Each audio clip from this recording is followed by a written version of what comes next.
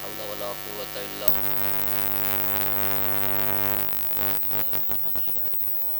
اللعين الرجيم. بسم الله الرحمن الرحيم. الحمد لله رب العالمين، والصلاة والسلام على أشرف الأنبياء والمرسلين، خاتم النبيين سيدنا ومولانا أبي القاسم محمد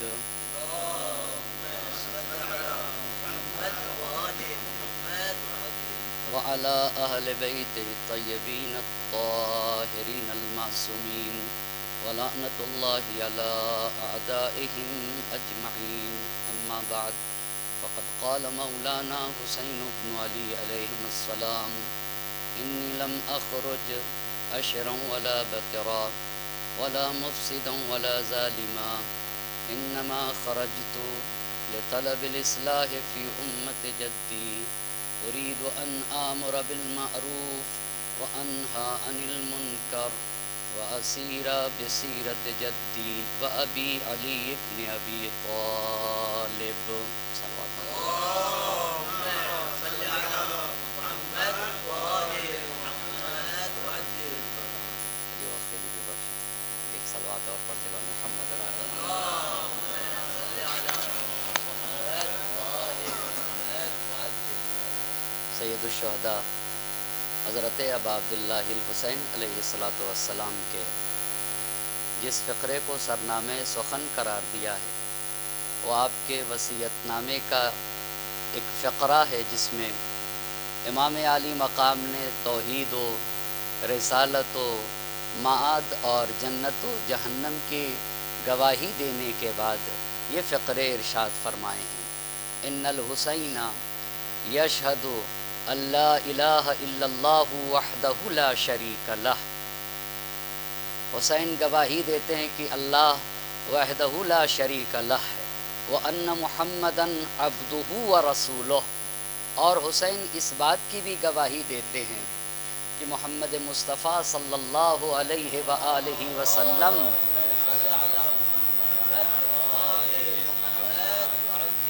اللہ کے عبد بندے اور اس کے رسول ہیں. وَجَاءَ بِالْحَقِّ مِنْ عِنْدِ الْحَقِّ. پیغمبر حق کو حق کی طرف سے لے کر آئے تھے. وَأَنَّ الْجَنَّةَ حق وَالنَّارَ حق وَأَنَّ السَّاعَةَ لَآتِيَةٌ لَا رَيْبَ فِيهَا. جنت حق ہے، جہنم حق ہے، قیامت آ کے رہے گی، اس میں کوئی شک نہیں ہے. وَأَنَّ اللَّهَ يَبْعَثُ مَن فِي الْقُبُورِ. اور قبروں میں سوئے ہوئے مردوں کو ایک دن دوبارہ زندہ کیا جائے گا. اتنی باتوں کو عرض کرنے کے بعد امام علی مقام نے کہا: انی لم اخرج اشرا ولا بطرا. ایک مسلمان کو مسلمان ہونے کے لیے کتنی چیزوں کا اعتقاد رکھنا ضروری ہے. اس وصیت نامے میں ایک مسلمان کو مسلمان رہنے کے لیے جن باتوں کا ماننا ضروری ہے ان باتوں کی طرف اشارہ کیا ہے. لیکن سوال یہ ہے کہ کیوں توحید کا اشارہ، کیوں نبی کی نبوت کی طرف اشارہ، کیوں قیامت کی طرف اشارہ؟ اس لیے کہ علماء نے لکھا ہے کہ امام علی مقام توحید کی گواہی دے رہے تھے، نبی گرامی کی رسالت کی گواہی دے رہے تھے، جنت اور جہنم اور معاد کی گواہی دے رہے تھے. یہ اسلام کے بنیادی اصول ہیں. کہا یہ اسلام کے بنیادی، اگر یہ ختم ہو گئے، اگر یہ مٹ گئے تو اسلام مٹ جائے گا، دین نبی گرامی مٹ جائے گا. یہ ذکر کر کے بتانا چاہ رہے تھے کہ دیکھو اسلام کے بنیادی اصول خطرے میں ہیں. یہ وہ اصول ہیں جو خطرے میں ہیں. ان کے بعد امام علی مقام نے کہا: انی لم اخرج اشرا ولا بطرا ولا مفسدا ولا ظالما. یہ مدینے میں لکھ کے چلے گئے امام علی مقام تاکہ کسی کے ذہن میں یہ شک اور شبہ بھی نہ آنے پائے. کہا یاد رکھے انسانیت اور بشریت، حسین خواہشات نفسانی کی خاطر نہیں نکل رہے ہیں، اور نہیں حسین کسی شیطانی اہداف کے خاطر نکل رہے ہیں. ولا مفسدن، نہ زمین کے اوپر فساد پھیلانا چاہتے ہیں، ولا ظالمن، اور نہیں حسین کا ہدف کسی فرد بشر کے اوپر ظلم و ستم کرنا ہے. انما خرجت لطلب الاصلاح فی امت جدی، میں تو صرف اور صرف اپنے جد کی امت کی اصلاح کے لیے نکل رہا ہوں. میرا مقصد، میرا ہدف، میرا ایم یہ ہے کہ امت نبی گرامی کی اصلاح مراد ہے. تو اصلاح کیسے ہوگی؟ اريد ان امر بالمعروف، میں امر بالمعروف کرنا چاہتا ہوں. تو معروف کسے کہتے ہیں؟ ہر وہ کام جس سے اسلام کو، مسلمان کو، بشریت کو، انسانیت کو فائدہ پہنچ جائے اسے معروف کہا جاتا ہے. یعنی میں سماج اور معاشرے سے ہر طرح کی برائیوں کا خاتمہ کرنا چاہتا ہوں اور ہر طرح کے اچھائیوں کو عام کرنا چاہتا ہوں. وہ باتیں سماج اور معاشرے میں زندہ کرنا چاہتا ہوں جس کی بنیاد کے اوپر ایک قوم کو زندہ قوم کہا جا سکے، ایک قوم کو آبرو مند قوم کہا جا سکے. جس کی بنیاد کے اوپر قوم کو عزت اور آبرو نہ مل سکے، وہ باتیں جس کی بنیاد پر ایک قوم آبرو مند بن سکتی ہے، ان باتوں کو سماج اور معاشرے میں عام کرنا چاہتا ہوں، میں رائج کرنا چاہتا ہوں. اريد ان امر بالمعروف کا مفہوم بہت وسیع ہے. یعنی ہر وہ کام جس سے تاریکی کو دور کیا جا سکے، جہالت کو دور کیا جا سکے، گمراہی کو دور کیا جا سکے، ہر طرح کی پستی کو دور کیا جا سکے، اسے کہتے ہیں امر بالمعروف. جس کی بنیاد پر ایک قوم کے اندر سربلندی پیدا ہو سکے اور وہ سر اٹھا کر سماج اور معاشرے میں چل سکے. تو پھر اچھائیوں کو عام کرنے کے لیے اور برائیوں کا خاتمہ کرنے کے لیے آپ کے پاس راستہ کیا ہے؟ راستہ دو ہے. اسیرہ بسیرت جدی و ابی علی. راستہ یہ ہے کہ سماج میں، معاشرے میں نبی گرامی کی سیرت کو زندہ کرنا چاہیے اور میرے بابا علی مرتضیٰ کی سیرت کو زندہ کرنا ہوگا. لیکن کتنی پلاننگ کے ساتھ امام علی مقام چلے تھے کہ صرف ایسا نہ ہو کہ کربلا ہی تک رہ جائے اور آگے نہ بڑھے اور کربلا کا سارا اہداف میرا کربلا ہی میں دفن ہو جائے. اسی لیے تو فارسی زبان کے شاعر نے کتنی پیاری بات کہی ہے، کربلا در کربلا می موند گر زینب نبود. یعنی کربلا میں رہ جاتی اگر امام علی مقام اپنے ساتھ اپنی بہن زینب کبریٰ سلام اللہ علیہا کو نہ لے کر آئے ہوتے تو کربلا ہی میں دفن ہو جاتی. مگر جس ذات گرامی نے حسین کے خون کے ایک ایک قطرے کو پامال ہونے سے بچایا ہے اسے زینب کبریٰ کہا جاتا ہے. اور کیوں نہ بچائیں اس لیے کہ کسی بھی شخص کے اندر عظمتیں کہاں سے پیدا ہوتی ہیں، شخصیتیں کہاں سے پیدا ہوتی ہیں، وہ شخص اتنے روحی کمالات کا مالک کیسے بنتا ہے؟ ایک راستہ خاندانی توارث ہے.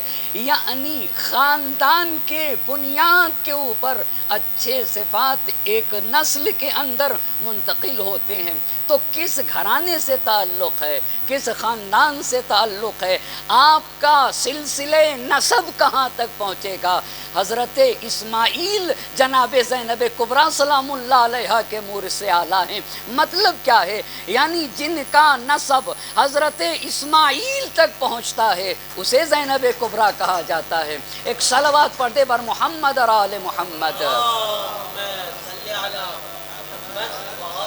خوب، اب میں ذرا سا مختصر سی بات عرض کرنا چاہوں گا. جس کے دادا ابو طالب ہیں اسے زینب کبریٰ کہا جاتا ہے، دادی فاطمہ بنت اسد ہیں اسے زینب کبریٰ کہتے ہیں، نانی خدیجۃ الکبریٰ ہیں، نانا رسول خدا ہیں، بابا علی مرتضیٰ ہیں، ماں فاطمۃ الزہرا ہیں، بھائی امام حسن ہیں، امام حسین ہیں، حضرت ابی الفضل العباس ہیں، جناب محمد حنفیہ ہیں، چچا کہیں طالب ہیں، کہیں عقیل ہیں، کہیں جعفر طیار ہیں، اور اس کے بعد 9 اماموں کی پھوپھی کو جناب زینب کبریٰ سلام اللہ علیہا کہا جاتا ہے.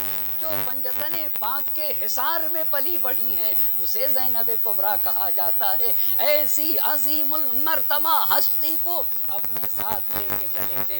اور یہ بات جناب زینب کبریٰ سلام اللہ علیہا کے نام یہ جو عزم آیا تھا، یہ جو استقلال آیا تھا، یہ جو ثبات قدم آئے تھے، یہ کہاں سے آیا تھا؟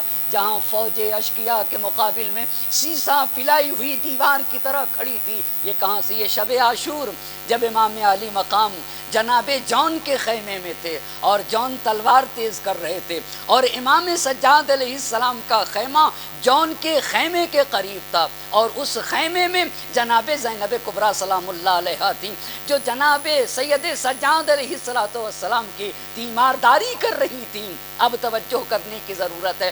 اور جناب جون کے پاس امام علی مقام بیٹھے ہوئے تھے.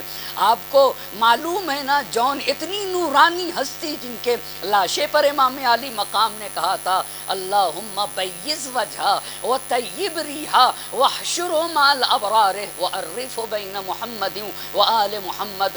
تو جون اسلحے کے ماہر تھے. جو سلاح ہوتا ہے، جو جنگ کے ہتھیار ہوتے ہیں نا، ان کے ماہر تھے، تلوار کو تیز کر رہے تھے. وہاں امام علی مقام کچھ اشعار پڑھ رہے تھے.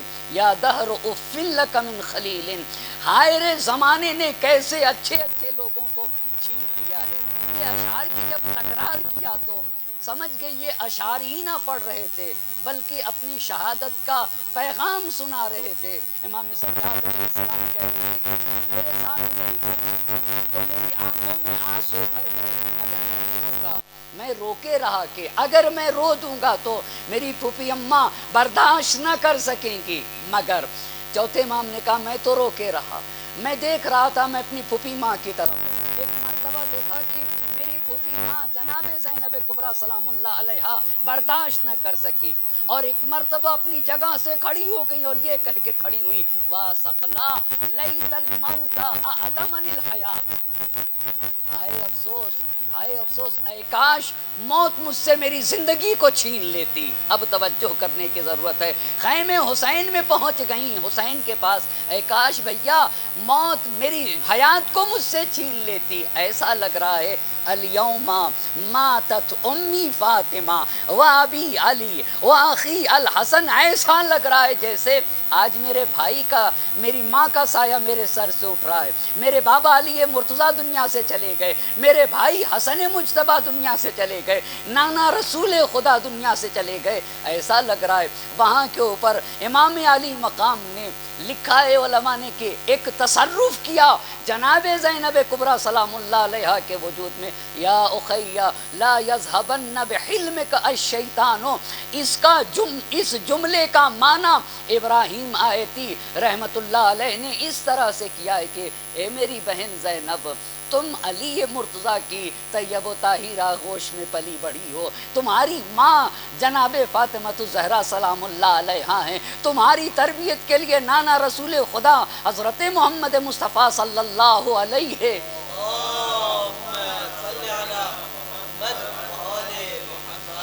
وآلہ وسلم تمہاری تربیت کے لیے اللہ سبحانہ تعالیٰ نے نبی گرامی کی آغوش تربیت کو فراہم کیا. میری بہن زینب اتق اللہ. دیکھو تقوی الہی اختیار کیے رہنا، صبر اختیار کیے رہنا. تمہیں میرے پیغام کو پہچان پہنچانا ہے اور کربلا کے مقصد کو وہاں کے اوپر اپنی بہن کے سینے مقدس پر ہاتھ رکھ کے امام علی مقام نے یہ کہا تھا. اسی لیے شہید مرتضیٰ مطہری رحمت اللہ علیہ نے لکھا ہے کہ شب عاشور تو روئی ہیں مگر اس کے بعد جناب زینب کبریٰ سلام اللہ علیہا روتی نہ تھیں. آپ دیکھ لینا شب عاشور جو امام علی مقام نے اس کے بعد کہا ہے کہ میری بہن زینب لکل مسلم و مؤمن، تمام مسلمانوں کے لیے، تمام مومنین کے لیے، لی ولکل مسلم فی رسول اللہ اسوہ. اللہ کے نبی آئیڈیل ہیں میرے لیے بھی اور سارے مومنین اور مومنات کے لیے. بابا مجھ سے بہتر تھے، رسول خدا مجھ سے بہتر تھے، فاطمہ ماں مجھ سے بہتر تھی، میرے بھائی مجھ سے بہتر تھے، نانا رسول خدا مجھ سے بہتر، بابا علی مرتضیٰ مجھ سے بہتر، ماں فاطمہ الزہرا مجھ سے بہتر، بھائی حسن مجتبیٰ مجھ سے بہتر. جب نانا نہ رہے، جب بابا نہ رہے، جب مادر گرامی نہ رہی، جب بھیا حسن مجتبیٰ نہ رہے تو اے میری بہن یاد رکھ لینا لا یبکون، کوئی بھی باقی رہنے والا زمین کے اوپر نہیں ہے. ہر ایک کو خدا کی بارگاہ میں جانا ہے. جب نانا چلے چلے گئے، جب بابا چلے گئے، جب مادر گرامی چلی گئی، جب بھیا حسن مجتبیٰ چلے گئے تو ہمیں بھی جانا ہے، مگر تمہیں صبر کرنا ہوگا میری بہن، اس کربلا کے پیغام کو دنیا والوں تک پہنچانا ہوگا۔ اسی عزم کے ساتھ زینب چلی تھی۔ اب ذرا توجہ کریے گا، محرم کی 11 تاریخ ہے، اور جب جناب زینب کبریٰ سلام اللہ علیہا کو اسیر کر کے لے جایا جا رہا تھا تو یہ خود شہزادی زینب کبریٰ سلام اللہ علیہا نے یہ بات کہی تھی، ہم تو ایسے نہ جائیں گے، ہمارا قافلہ وہاں سے گزارا جائے جہاں میرے بھائی کا لاشا ہے۔ یہ خود ما مررتم بنا الا علی مصرع الحسین، جہاں پہ حسین کا لاشا کربلا کی زمین کے اوپر خاک کربلا پہ پڑا ہوا ہے، وہاں سے ہمارے کاروان کو گزارا جائے۔ اسی لیے یہ خود سب سے پہلی عزا جو زینب کبریٰ سلام اللہ علیہا نے قائم کی ہے، وہ کہاں پہ؟ کربلا کے بیابان اور صحرا میں قائم کی ہے، اور وہ بھی لاش برادر پہ پہنچنے کے بعد کیا رو رہی تھی، بلکہ اپنے بھائی کے لاشے کو اپنے ہاتھوں کے اوپر اٹھا کے کہہ رہی تھی، ربنا تقبل منا ھذا القلیل من القربان، اے اللہ میری اس قلیل قربانی کو، ارے سب کچھ لٹا دیا، کیوں نہ کہتی قلیل قربانی؟ اس لیے کہ میر انیس صلی اللہ مقامہ نے یہی بات تو کہی ہے جس میں روح کربلا کو بیان کیا ہے۔ وہ روح کربلا کیا ہے؟ ہاتھ خالی تیرے دربار میں آتا ہے حسین، کوئی تحفہ تیرے لائق نہیں پاتا ہے حسین، یعنی جس نے سب کچھ اللہ کی راہ میں قربان کر دیا، اس کی زبان حال کو میر انیس صلی اللہ مقامہ نے یوں بیان کیا ہے، ہاتھ خالی تیرے دربار میں آتا ہے حسین، کوئی تحفہ تیرے لائق نہیں پاتا ہے حسین۔ ایسے بھائی کی بہن کو زینب کبریٰ کہا جاتا ہے جو کہہ رہی تھی اپنے ماجائے کے لاش کو اٹھا کر یہ کہہ رہی تھی، ربنا تقبل منا ھذا القلیل من القربان، اے اللہ زینب کی اس قلیل قربانی کو، یہ کتنا ایمان ہے، یہ کون سی معرفت ہے، یہ کون سا ایثار ہے، یہ کون سا جذب فداکاری ہے۔ اور اتنا ہی نہیں، اچھا اور صرف جب اپنے بھائی کو خطاب کر کے کہہ رہی تھی، اانت اخی اانت اخی اانت اخی، کیا تو ہی میرا بھائی ہے، کیا تو ہی میرا ماجایا ہے، کیا تو ہی میرا بھائیا ہے، اور ایسا بیان کیا کہ پورے مجمع کو رولا دیا، ہر دوست و دشمن کو رولا دیا، مگر ایک عزم کا پہاڑ بنی ہوئی تھی، مجھے تو اپنے بھائی کے پیغام کو عام کرنا ہے۔ 11 محرم کے بعد محرم کی 12 تاریخ آ گئی، اب جب 12 تاریخ آ گئی تو بازار کوفہ میں بول رہی تھی، یا اہل الکوفہ یا اہل القتل والغدر اتبکون، اے کوفیو، اے مکارو، اے دغا بازو، اے فریب دینے والوں، کیا تم میرے بھائی کو قتل کر کے، ہر ایک مجمع تھا نا، بوڑھا تھا، بچہ تھا، جوان تھے، سب کوئی تھا اور شور و غل ہو رہا تھا، مگر ہماری جانیں قربان ہو جائیں، اتبکون یا اہل القتل والغدر اتبکون، تم روتے ہو، تمہارے آنسوؤں کو تھمنا نصیب نہ ہو، یہ تمہارے آنسو ہمیشہ بہتے رہیں، میرے ماجائے کو، چونکہ تیسرا دن تھا نا، میرے بھائی کو قتل کر کے آنسو بہاتے ہو، میرا حسین چلا گیا، میرا حسین چلا گیا۔ اور پھر دربار ابن زیاد میں جب پہنچی ہیں تو دربار ابن زیاد میں اب اس جملے کی تو بہت علماء نے وضاحت کی ہے، جب عبید اللہ ابن زیاد نے یہ کہا تھا، کیف رأیت صنع اللہ بأخیک و بأہل بیتک، دیکھا اللہ نے تمہارے ساتھ اور تمہارے بھائی کے ساتھ کیا کیا، تو ہماری جانیں قربان ہو جائیں۔ شہزادی دو عالم کے اوپر ما رأیت الا جمیلا، یہ ما رأیت الا جمیلا کا کیا مطلب ہے؟ واقدی کی روایت کو نقل کرنا چاہوں گا۔ واقدی نے اپنی کتاب میں یہ روایت نقل کی ہے کہ انصار کی ایک خاتون تھی، قبیلہ خزرج کی ایک خاتون تھی، جنگ احد ہے اور قبیلہ خزرج کی ایک خاتون ہے، اس جنگ احد میں اس کے 3 لوگ مارے گئے، بیٹا ہے، شوہر ہے اور بھائی مارا گیا، بس بیٹا، شوہر، بھائی، اور اسی جنگ احد میں یہ خبر پہنچی تھی کہ اللہ کے نبی قتل کر دیے گئے، اسی جنگ احد میں یہ خبر پہنچی کہ اللہ کے نبی قتل کر دیے گئے، تو یہ خاتون جنگ احد میں گئی تھی، اونٹ لے کے گئی تھی۔ کس لیے گئی تھی؟ تاکہ اپنے شہداء کو لاد کے اونٹ کے اوپر مدینہ منورہ لے آ کر جنت البقیع میں انہیں دفن کر دے۔ پورے مدینے میں یہ خبر پھیل گئی کہ اللہ کے نبی قتل کر دیے گئے، تو ازواج پیغمبر کو بھی یہ ہوا کہ تکلیف ہوئی کہ آخر نبی کی کیا خبر ہے۔ تو یہ عورت پہلے پہنچی تھی، اور جب یہ اپنے شہداء کو لاد کے واپس لا رہی تھی، اور ادھر سے پیغمبر کی ازواج میں سے کوئی ایک زوجہ جا رہی تھی، راستے میں دونوں سے ملاقات ہو گئی، تو زوجہ پیغمبر نے اس خاتون سے پوچھا کہ احد کی کیا خبر ہے، اس پہ غور کرنے کی ضرورت ہے، احد کی کیا خبر ہے۔ تو وہ خاتون کہتی ہے، وہ خاتون کون سی ہے؟ جس کا بھائی، جس کا بیٹا اور شوہر مارا گیا ہے، اور ان سب کو اپنے اونٹ کی پشت کے اوپر لاتے ہوئی ہے۔ اور وہ خاتون سے جب زوجہ پیغمبر نے پوچھا کہ احد میں کیا خبر ہے، تو وہ خاتون کہتی ہے بڑی خوشی کی خبر ہے۔ بھئی جس کا بیٹا مر جائے، جس کا شوہر مر جائے، جس کا بھائی مر جائے، اور سارے اپنے شہداء کی لاشوں کو اونٹ کے اوپر لاتے ہوئے، پھر بھی وہ کہہ رہی ہے کہ بڑی خوشی کی خبر ہے۔ آخر یہ کون ایمان کہاں سے آ گیا؟ یہ فداکاری کہاں سے آ گئی؟ یہ قربانی کا جذبہ کہاں سے آ گیا؟ اس کے رگوں میں تو علی و فاطمہ کا خون نہیں تھا۔ توجہ کرنے کی ضرورت ہے، پھر جملہ غور سے سننے کی ضرورت ہے۔ اس خاتون زوجہ پیغمبر سے کہتی ہے جب اللہ کا نبی زندہ ہے، توجہ کی ضرورت ہے، جب نبی زندہ ہے تو پھر نبی کے زندہ ہونے کے بعد ہر بڑی سے بڑی مصیبت چھوٹی ہے۔ اور دوسری روایت نے لکھا ہے کہ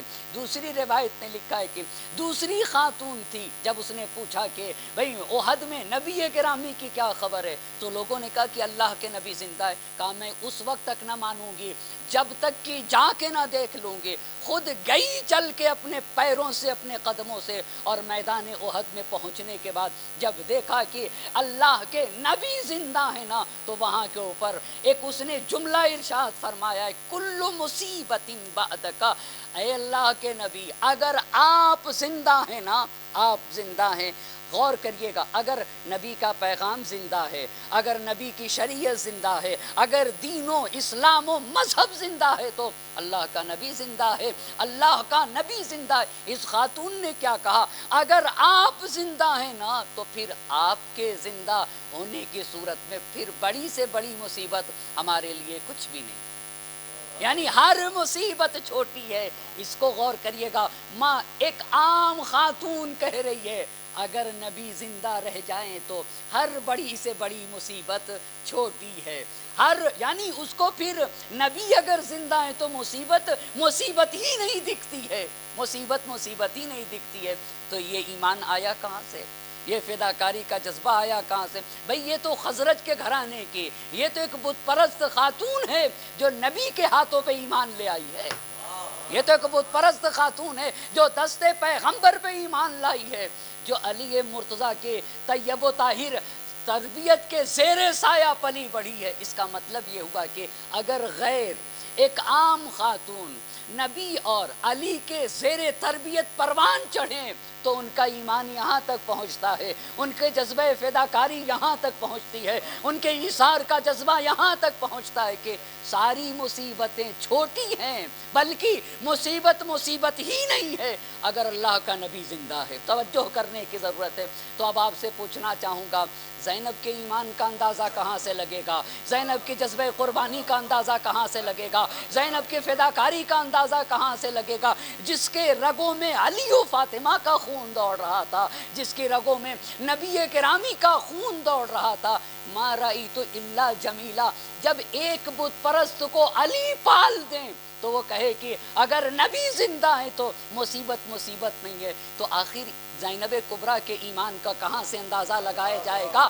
یہی بات تو کہنے چاہ رہی تھی، اگر میری بھائی کی شہادت سے پیغام محمد مصطفیٰ بچ جاتا ہے، شریعت محمد مصطفیٰ بچ جاتی ہے، دین خدا بچ جاتا ہے، اگر توحید بچ جائے نا، تو پھر اس کے مقابل میں کوئی مصیبت مصیبت ہی نہیں ہے، کوئی مصیبت مصیبت ہی نہیں ہے۔ اسی لیے کہا تھا اگر ہم اسیر کیے جائیں مگر ہمارے اسیر ہونے سے نام خدا بچ جائے، دین محمد مصطفیٰ بچ جائے تو ما رأیت الا جمیلا، تو یہ تو جمیل کے سوا کچھ ہے ہی نہیں۔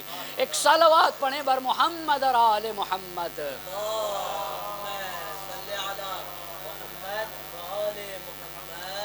ایک اور صلوات پڑھ دے بر محمد اور آل محمد۔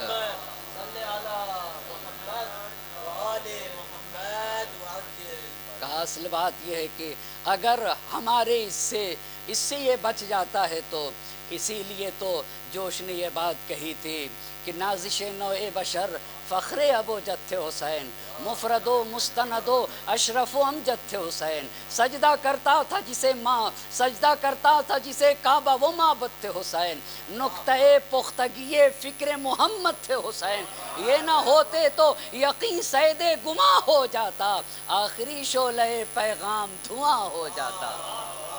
آخری شعلہ پیغام، جس نے نماز کو بچا دیا، جس نے عبادتوں کا تحفظ کیا ہے، جس نے دین محمد مصطفیٰ صلی اللہ علیہ وآلہ وسلم کو بچا لیا ہے نا، وہ یہی تو کربلا ہے۔ نازش نوع بشر فخر ابو جد حسین، مفرد و مستند و اشرف و امجد تھے حسین، سجدہ کرتا تھا جسے کعبہ وہ معبد تھے حسین، نقطۂ پختگی فکر محمد تھے حسین، یہ نہ ہوتے تو یقین سید گماں ہو جاتا، آخری شعلہ پیغام دھواں ہو جاتا۔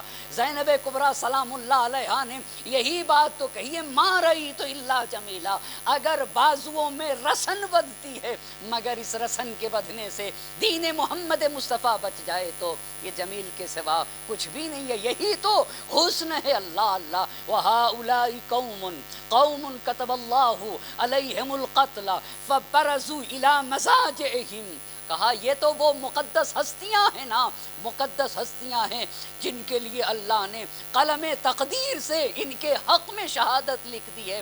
اب توجہ کریے گا، وہ ملاقات آدھی رہ گئی نا، ادھوری رہ گئی۔ اس نے کہا کہ اللہ کے نبی زندہ ہیں، ابھی آتا ہوں یہاں کے اوپر، اللہ کے نبی زندہ ہیں، اگر نبی زندہ ہیں تو پھر ہر مصیبت بڑی سے بڑی مصیبت چھوٹی ہے۔ تو نبی کی بیوی نے پوچھا کہ بارِ شتر کیا ہے، اس اونٹ پہ تم نے کیا لاد رکھا ہے؟ اللہ اللہ، جس کا بھائی مر جائے، جس کا بیٹا مر جائے، جس کا شوہر مر جائے، کوئی فکر نہیں ہے۔ کیوں فکر نہیں ہے؟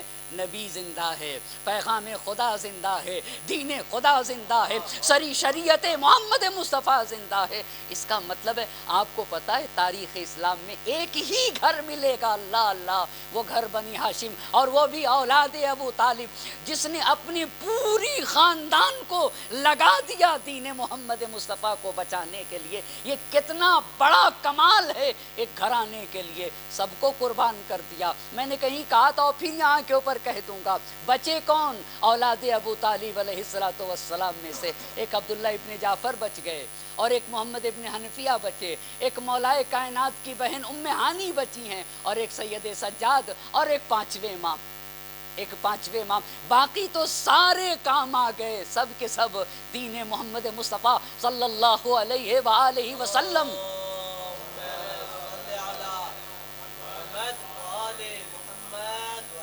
ایک اور صلوات کا سہارا دے بر محمد اور آل محمد۔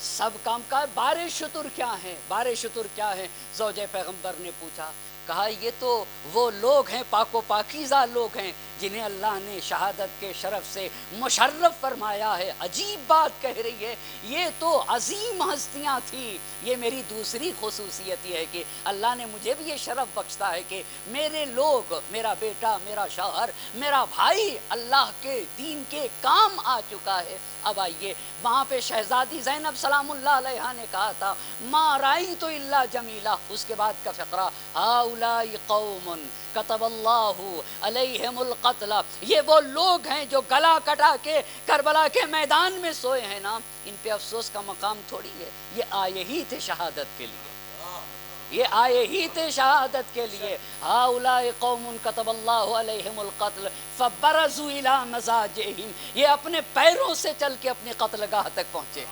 फबरज़ू इला मज़ाजिहिम व सयजमउल्लाहु बैनक व बैनहुम। और ए उबैदुल्लाह इब्न ज़ियाद, इसे कान खोल के सुन ले, क़यामत है ना, एक दिन तू होगा और सैयद शुहदा होंगे, फतुहाजु व तुखासमु, और इमाम आली मकाम तुझसे बदला लेंगे और तुझे अपने किए हुए का जवाब देना होगा। यब्न मरजाना हबलत का उम्मुक, मरजाना के बेटे, तेरी माँ तेरे गम में बैठे। एक सलवात पढ़ते पर मोहम्मद आले मोहम्मद।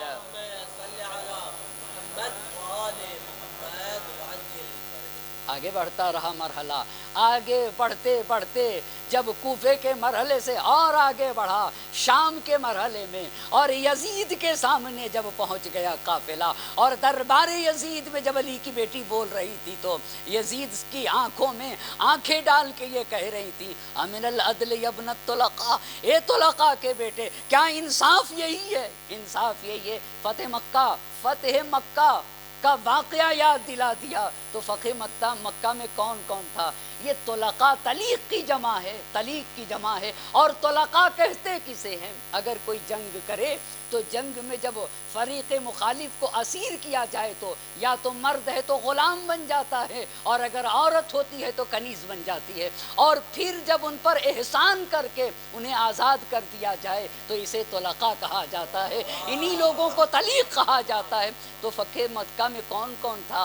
फ़तेह मक्का में तवज्जो करने की ज़रूरत है। यजीद का बाप भी था अमीर शाम, यजीद का दादा भी था अबू सुफियान, और यजीद की दादी भी मौजूद थी जब को पैगंबर पाक ने असीर किया था। असीर न थे, ये ग़ुलाम हुए और वो कनीज़ हो गई। यजीद की दादी हुई कनीज़, और ये यजीद का बाबा और यजीद का दादा, ये सब के सब हुए ग़ुलाम। और जब सबको असीर किया, तवज्जो करने की ज़रूरत है, तो पूछा पैगंबर पाक ने, ये बताओ अब मेरे हवाले से तुम्हारा क्या ख्याल है? तो सब ने कहा, अखुन करीम इब्नो अखिन करीम, तवज्जो करने की ज़रूरत है। आप तो करीम हैं, आप अखुन करीम हैं। अल्लाह अल्लाह, जब यहाँ तक लेकर आ गया तो अमीर शाम और मौलाए कायनात में ख़तो किताबत हुई है। मेरे मौला ने कहा है, मालित्तुलक़ाई वब्नाइत्तुलक़ाई वल मुफ़ाज़लतु बैनल मुहाजिरीन। तुलक़ा को और अबनाए तुलक़ा को, यानी ग़ुलामों को और ग़ुलामों के बेटों को कहाँ हक बनता है कि वो आकर मुहाजिरीन की फ़जीलत के बारे में गुफ्तगू करें? बहुत तवज्जो करने की ज़रूरत है। उन्हें ये कहाँ से हक बनता है कि वो आएँ और मुहाजिरीन की फ़जीलत के बारे में गुफ्तगू करें? और एक ख़त में अमीर शाम ने मौला को लिखा नहजुल बलागा में कि हम और आप बराबर हैं। बहुत तवज्जो करिएगा, लिखता है कि हम और आप बराबर हैं। ये बताइए, मुआविया तलीक़ है या नहीं? तलीक़ है ना, मुआविया तलीक़ है। और मौला को क्या लिख रहा है जी? बराबर लिख रहे हैं। तो जुमला सुनिएगा, तलीक़। अच्छा, आप याद रखिएगा, एक होता है बिल्कुल खालिस इंसान और एक चीज़ है मखलूत। भाई पानी है ना, एक बिल्कुल साफ़ हो, शफ़ाफ़ हो, ज़ुलाल पानी हो, और एक पानी में मिलावट हो। तो क्या साफ हो, शफाफ और ज़ुलाल और मिलावट दोनों बराबर हो सकते हैं? हरगिज़ नहीं। तो तलीक़ के मुकाबिल में मौला ने सरीख़ की लफ्ज़ इस्तेमाल की है। तो कहता है कि हम और आप बराबर हैं। तो मेरे मौला ने, जाने कुर्बान हो जाए, नहजुल बलागा में कहा, लैसत तलीक़ो कस्सरीह। अजीब बात है, कहा सरीख की तरह तलीक़ नहीं हो सकता है।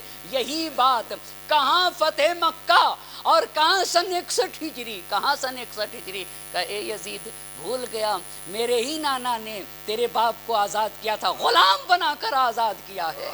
मेरे ही नाना ने तेरे दादा को आज़ाद किया है, और मेरी ही नाना ने कनीज़ बना के तेरी दादी को आज़ाद किया है। अमिनल अदल यब्नत तुलक़ा, एक ग़ुलाम के बेटे, एक ग़ुलाम ज़ादे। ये कौन कह सकता था? ये सिर्फ़ और सिर्फ अली की बेटी कह सकती थी, ये सिर्फ़ और सिर्फ फ़ातिमा की बेटी कह सकती थी, और ये सिर्फ़ और सिर्फ हुसैन इब्न अली की बहन कह सकती थी। अमिनल अदल यब्नत तुलक़ा तक़दीर का हराइर का व इमा का व सौक़ का बनातिर रसूल सबाया।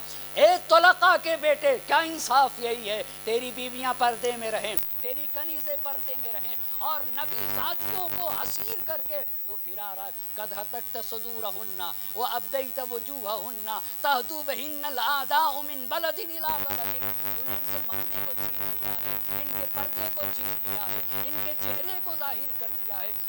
شہر سے دوسرے شہر کی طرف لے جا رہا ہے. وَيَسْتَشْرِفْهُنَّ أَهْلُ الْمَنَاهِلِ وَالْمَنَاقِلِ وَقَدْ يَتَصَفَّحُ وُجُوهَهُنَّ الْقَرِيبُ وَالْبَعِيدُ الشَّرِيفُ وَالدَّنِيُّ.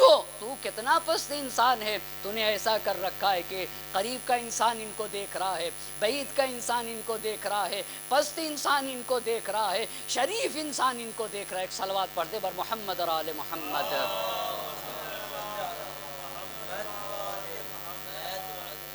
کا کیا انصاف یہی ہے. عدلیہ لیس معہن من رجالہن ولی ولا من حماتہن حمی.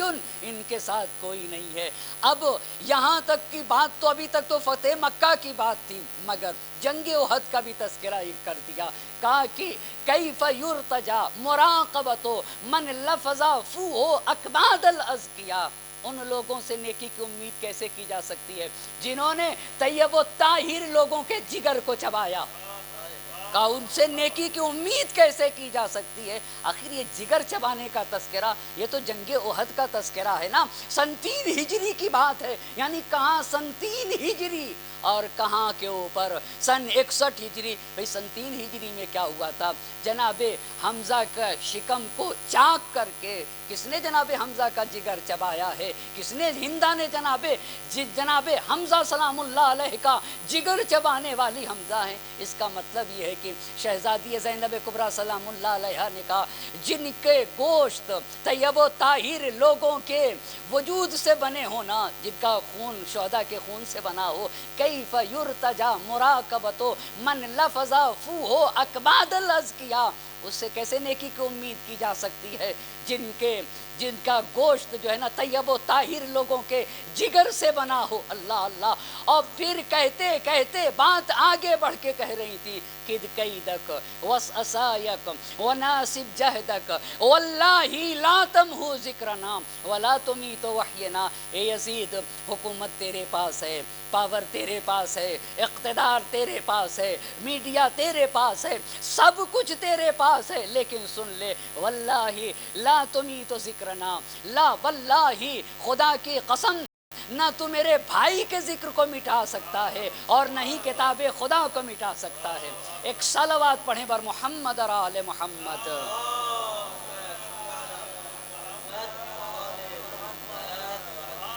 اور نہ ہی تو ہمارے مقام کو درک کر سکتا ہے، نہ ہی تو ہماری عظمتوں کو. اور اس کے بعد علی کی بیٹی نے کہا خدا کی قسم اگر زمانے نے مجبور نہ کیا ہوتا، یہ زینب کبریٰ سلام اللہ علیہ نے کہا اگر زمانے نے مجبور نہ کیا ہوتا تو زینب تجھے اس لائق بھی نہیں سمجھتی ہے کہ زینب تجھ سے بات کر سکے. تو اس لائق ہے ہی نہیں، تو نہایت پست انسان ہے. لیکن صدری حرا. مگر زینب کیا کرے؟ زینب کا سینہ بھرا ہوا ہے اور زینب کی آنکھیں اشک بار ہیں. اگر زمانے نے مجبور نہ کیا ہوتا تو علی کی بیٹی تجھ سے نہ بولتی. تو اس لائق بھی نہیں ہے کہ علی کی بیٹی تم سے ہم کلام ہو سکے. اور اس کے بعد شہزادی دو عالم نے کہا کہ مگر اتنی بات یاد رکھ لے، تیری سیاست تو مکڑی کے جالے سے بھی کمزور ہے. یہ جملے ہیں آپ کے خطبے میں، یاد رکھ لے. کچھ ہی دن کے بعد تیرا خاتمہ ہو جائے گا، تو فنا ہو جائے گا، تو مٹ جائے گا، تو نیست و نابود ہو جائے گا. اور اس کے بعد خطبے کو تمام کر دیا. ہماری جانیں قربان ہو جائیں علی کی بیٹی زینب کبریٰ سلام اللہ علیہ کے اوپر. اسی لیے اب جب خطبوں سے شام کو ہلا دیا ہے نا،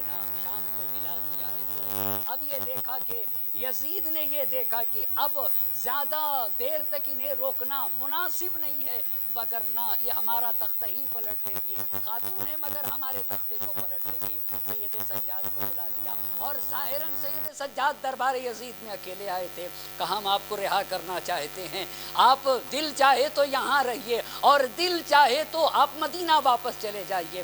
تو امام سجاد علیہ السلام نے کہا کہ میں اپنی پھوپھی ماں سے پوچھ کے بتاؤں گا. آپ ذرا فرق محسوس تو کریے. جب خیمے حسینی جل رہے تھے شام غریباں سے پہلے حسین کی شہادت پہ، تو جب ساری خواتین خیمے میں جمع ہوئی تو زینب کبریٰ سلام اللہ علیہ نے پوچھا جل کے مر جائیں یا باہر نکل جائیں. آپ ذرا مراتب کو دیکھیے گا. امام وقت تھے تو سید سجاد سے زینب کبریٰ سلام اللہ علیہا نے پوچھا تھا جل کے مر جائیں یا باہر نکل جائیں. مگر جب عزائے حسین کی بات آئی ہے, رہائی کی بات آئی ہے, تو اب امیر شام سے سید سجاد کہتے ہیں کہ میں اپنی پھوپھی ماں سے پوچھ کے بتاؤں گا جیسا میری پھوپھی ماں. اور جب آئے اور زینب کبریٰ نے دیکھا کہ اب آزاد کر دیا گیا تو کہا خیر تو ہے. کہا یزید نے رہا کر دیا ہے اور اس نے کہا ہے کہ آپ چاہیں تو یہاں رہیں اور چاہیں تو مدینہ چلے جائیں. زینب علیہ مقام نے کہا بیٹا پھر آپ نے کیا کہا؟ کہا میں نے یہ کہا ہے کہ پھوپھی اماں سے پوچھ کے بتاؤں گا. کہا اچھا تو اگر میرے اوپر ہے تو بات یہ ہے کہ یزید سے کہیے اسی قصر حکومت میں, یہ کسی باہر کی بات نہیں تھی, کہا اسی قصر حکومت میں اسے زینب کہا جاتا ہے جس نے خود قصر حکومت میں حسین کی عزا قائم کی ہے نا, وہ زینب کبریٰ سلام اللہ علیہا ہے. اے سید سجاد یزید سے کہیے اسی قصر حکومت میں ایک کمرہ خالی کرائے. ہم اپنے ماں جائے کو رو نہ سکے ہیں, میں تو اپنے بھیا کو رونا چاہتی ہوں, میں اپنے بھیا کی عزا منانا چاہتی ہوں. خدا کی قسم اب توجہ کرنے کی ضرورت ہے. زینب کو اصولاً تو پانی مانگنا چاہیے تھا, نام کھانا مانگنا چاہیے تھا. اسی شام میں اور اسی راستے میں زینب کبریٰ جب بیٹھ کر نماز پڑھتی تھی تو کہا بھیا بیٹا سجاد اتنا کھانا آتا ہی نہیں ہے کہ میں اپنا کھانا بچوں کو کھلا دیتی ہوں. مگر کتنا اہم مرحلہ ہے. زینب جتنی عزا کی پیاسی تھی پانی کی پیاسی نہ تھی. جب یہ کہا کہ ہم تمہیں آزاد کر رہے ہیں تو کہا ہم تو اپنے ماں جائے کو رو نہ سکے ہیں, میں تو اپنے بھیا کو روں گی, میں تو اپنے حسین کی عزا مناؤں گی, میں تو فرش عزا بچھاؤں گی. جانے قربان ہو گئیں جو جائیں. اب جب ہاشم بنی ہاشم کی جو خواتین شام اور دمشق میں تھیں ان کو پتہ چلا فرش عزا بچھا دی گئی ہے قصر حکومت میں. علی کی بیٹی ہیں, ادھر سے رباب ہیں, ام فروا ہیں, ہر ایک خاتون ہے. تو کسی کا لال علی اکبر گیا ہے, کسی کا لال قاسم گیا ہے, کسی کا بیٹا علی اصغر گیا ہے, اور کسی کے بھائی جناب عباس, اور کسی کا بیٹا انو محمد. اور جب قصر حکومت میں عورتیں داخل ہو کے ہر ایک بی بی کو پرسہ دے رہی تھیں, تسلیت دے رہی تھیں, تو ہر ایک بی بی کہہ رہی تھی, ہر ایک بی بی آنے والے تسلی دینے والوں سے کہہ رہی تھی ارے میرا اکبر نیزے لے کر گیا تھا, میرے اکبر کو قتل کر دیا گیا. کوئی کہہ رہا تھا کہ میرا بیٹا قاسم تو دشمن کو چاند کا ٹکڑا نظر آ رہا تھا اور میرے بیٹے کو قتل کر دیا گیا. عجب نہیں رباب آگے بڑھی ہو, اور رباب نے کہا اے بیویو غضب ہو گئی. اکبر نیزہ لے کر گئے تھے, قاسم تلوار لے کر گئے تھے, عباس تلوار لے کر گئے تھے, مگر ہائے رے میرا اصغر تو صرف اور صرف سوکھی زبان لے کر گیا تھا, پپڑائے ہوئے ہونٹوں کے ساتھ گیا تھا. میرے اصغر کو نہر کر دیا گیا, میرے اصغر کو ظالموں نے قتل کر دیا گیا. ارے قصر حکومت میں کوہرام بچ گیا. بس عزادارو زحمت کو تمام کر رہا ہوں, کوہرام مچ گیا. اسی لیے جب رہا ہو کر حسین کا قافلہ واپس آ رہا تھا, رباب قبر سکینہ پہ پہنچ کے یہ کہہ رہے تھے اے سکینہ ارے ہم کربلا واپس جا رہے ہیں, کیا تم کربلا نہ چلو گی؟ عجب نہیں قبر سکینہ کو لرزہ ہوا ہو اور سکینہ کی قبر سے ایک آواز آ رہی ہو اماں ارے کربلا جائیے گا, بابا کو ہمارا سلام کہیے گا اور کہہ دیجئے گا بابا سکینہ پیاسی رہ گئی. فضا میں کوہرام تھا, واہ حسینہ واہ مظلومہ وسيعلم الذين ظلموا أي منقلب ينقلبون إنا لله وإنا إليه راجعون.